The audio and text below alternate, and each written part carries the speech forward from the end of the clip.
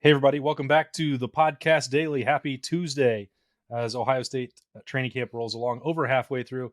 I'm probably going to get tired of saying that, but it's just the only way to measure time until you get to the season opener. We're so close to the finish line. It just feels like progress is made. That's Bill Landis. I'm Austin Ward. Like it feels like we're so close now, and it's still August 16th. We're barely halfway there. I was surprised to hear you say we're halfway through, but I It was a lie. well, I think it's right. It's mostly right. So Yeah. we got two more Saturdays without Ohio State football. I guess we have one more Saturday without college football. Get to watch that big banger over in Dublin between Nebraska and Northwestern that everyone's clamoring for. And you want to take the sport on the road and generate new fan bases. I can't think of two better teams to showcase than Northwestern and Nebraska. I think you're forgetting about a major Week 0 showdown in Champaign, Illinois. Is that also a Week 0 That's game? the one. That's a Week 0 I didn't know that. I knew it was happening. I didn't know it was a Week 0 game. Yeah. It's possible to go sneak in a little Big Ten action before what goes on in the Horseshoe. I don't know if it's going to happen, but boy, it's very tempting for me to do so. I've actually driven to Champaign and not seen football, so the fact that Wyoming is there, that would make it even more appealing. That's neither here nor there. I would say that Wyoming was the biggest snub in the AP preseason poll that was released on Monday. I don't know if you agree with that or not, but it was, I don't know, the most boring preseason poll that I've ever seen. Like, Texas isn't even listed as number 4. Yeah. What's going on? Here? Alabama, Ohio State, Georgia, and Clemson doesn't move the needle for you anymore. People really went out on a limb, I think, with those votes. But I suppose I'd rather have that than pulling up the AP poll and seeing Texas at number 4. I think in this case, boring might actually be good. Okay. Have you ever had to vote in the AP poll, Bill? I have. I did it for, I want to say two seasons, maybe 3. It was a miserable experience.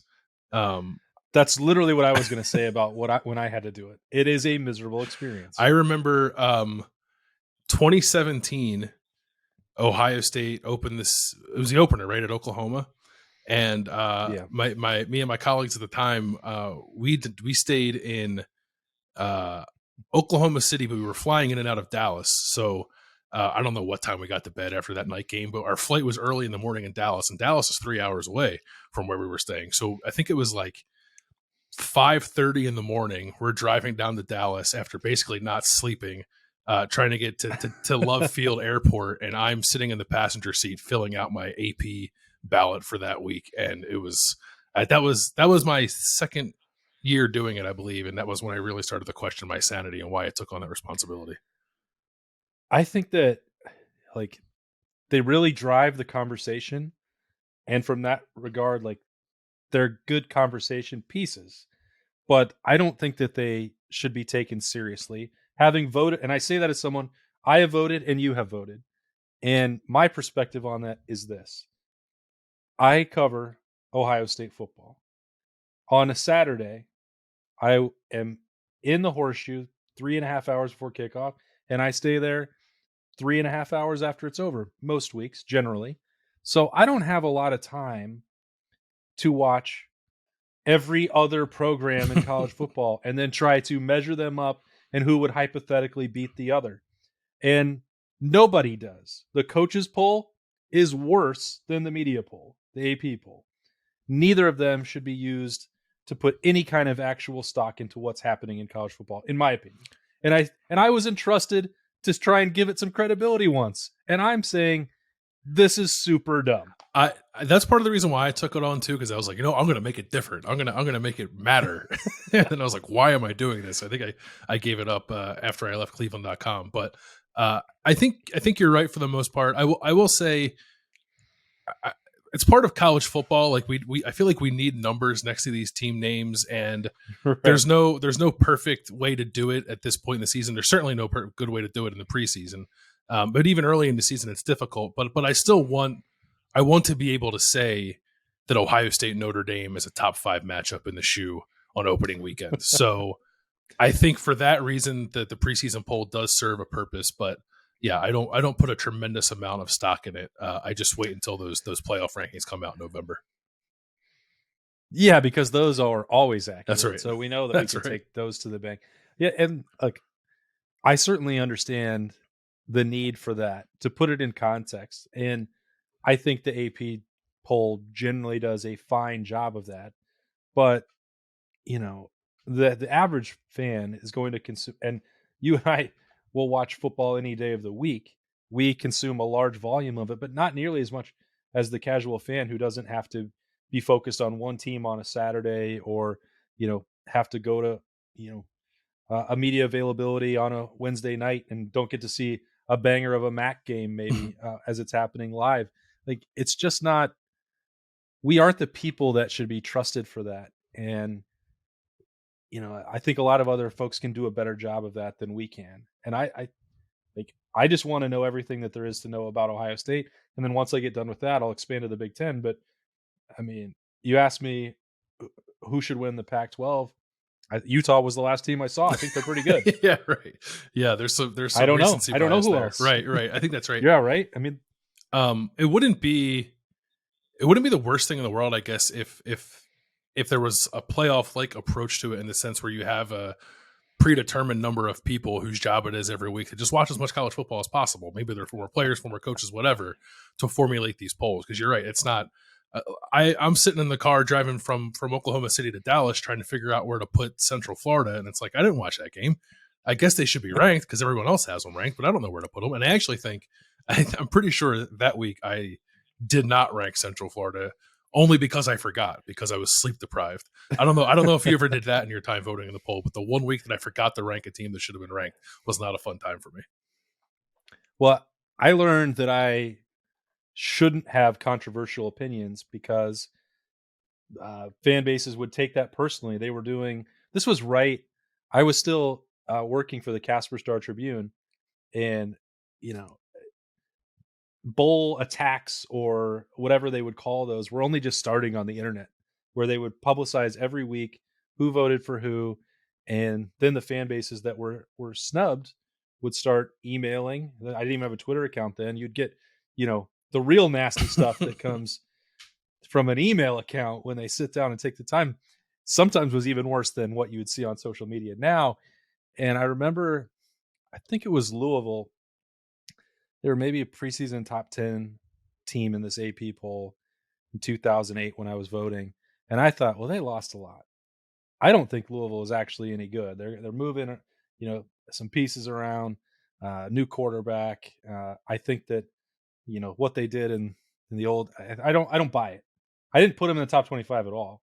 And I don't know if it was Ralph Russo then or who was organizing it, but they called me. They're like, the AP top 25 is coming out in 2 hours. You don't have Louisville at all on your ballot, and they're going to be in the top 10. And I'm like, okay, that's how I feel.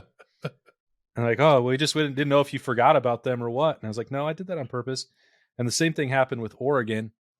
And I wound up being right about both teams, by the way, but that doesn't matter because I didn't save the emails and then 3 months later be like, ha ha, I got this right about your team. They sucked. But it's a thankless job because you're 65 or 70 voters who get to do that, and everyone thinks that they hate your team or you have some grudge to hold against them. And if it was about Colorado State, maybe they were right. But you have to do this stuff so that we can sit here and say on the other side, hey, it's top 5. It's number 2 Ohio State and number 5 Notre Dame. Yeah, I mean, well, it is. Thank you, AP, for doing the service of giving us the reason to say that is a top 5 matchup. There was one thing with this poll that I was curious about, and it was how many first place votes Ohio State might get compared to Alabama. And it was Right. 54-6 in favor of Alabama, which I figured Bama would have more, and probably significantly more. That is a wider gap than I anticipated, because I did feel like Ohio State had a little more buzz than that nationally. I thought it would be tighter as well. And I bet, I don't know. We'll see.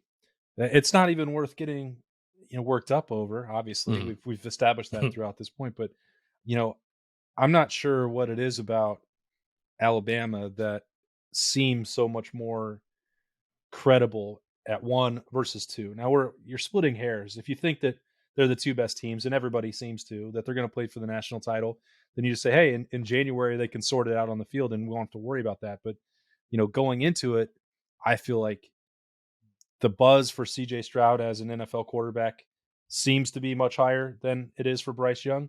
Maybe I'm reading that wrong. Maybe I'm too close to the situation, but I think that most people believe he's better suited to the NFL game, at least in a head-to-head comparison there.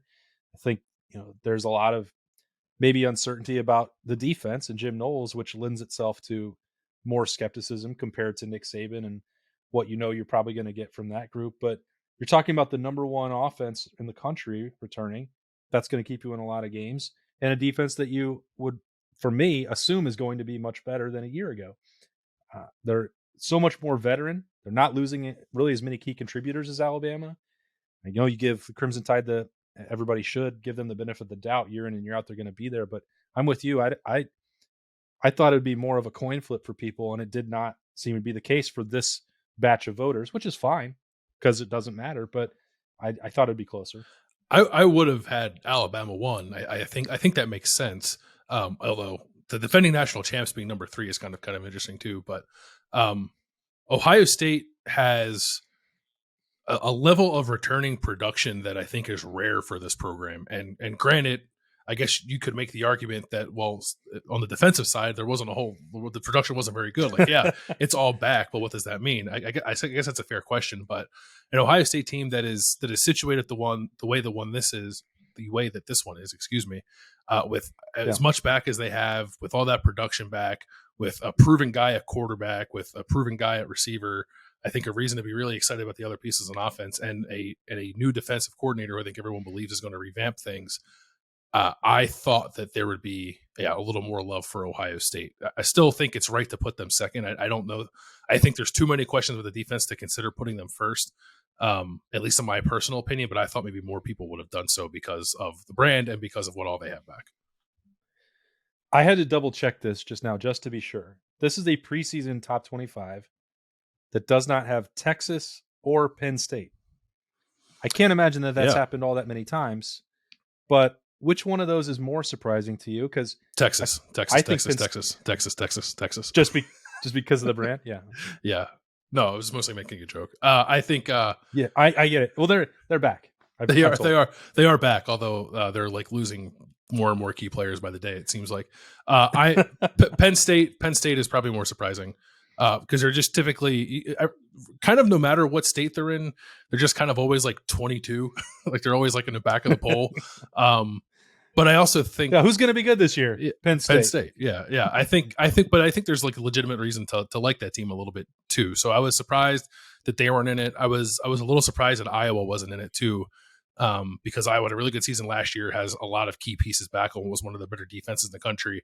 I know their offense stinks, but that to me looked like a team that would probably crack the top 25 in the preseason too, and it did not.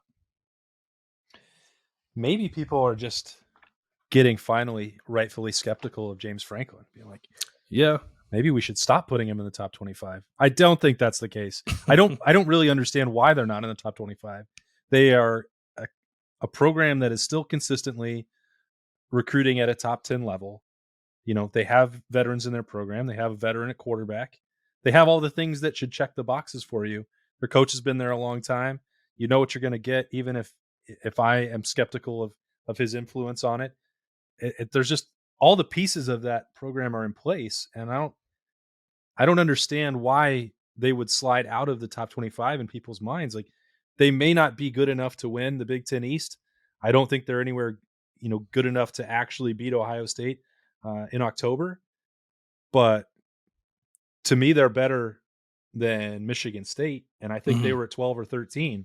15.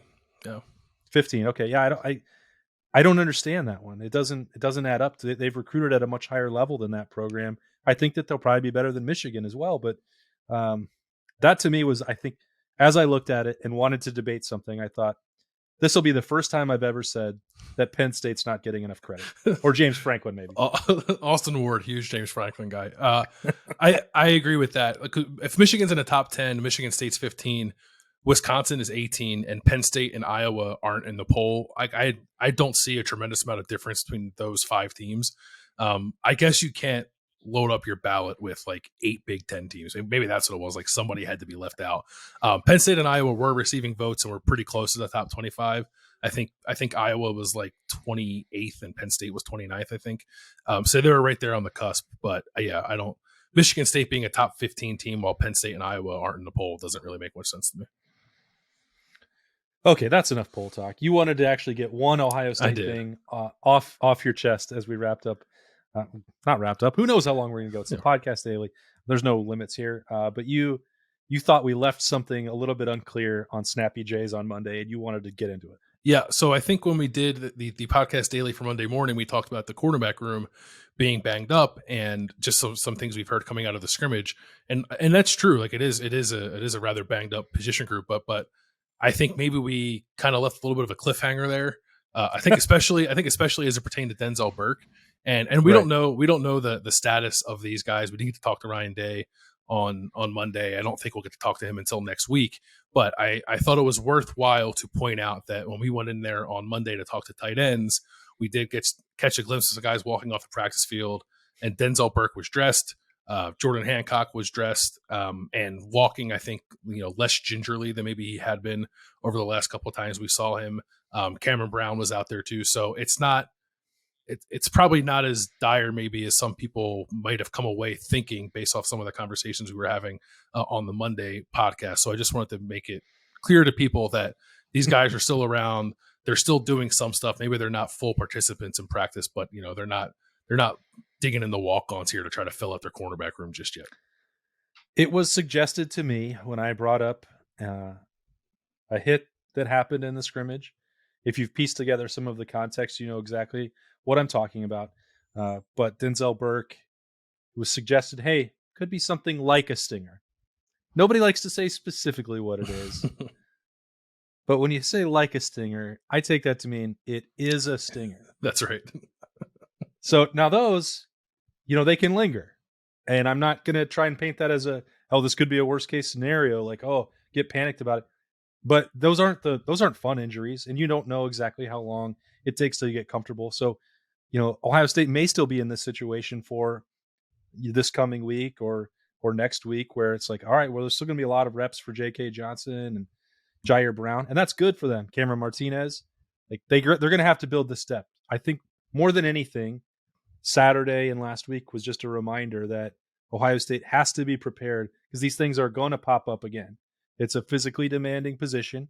You saw this going into the opener last year for Ohio State as well with both Seven Banks and Cameron Brown.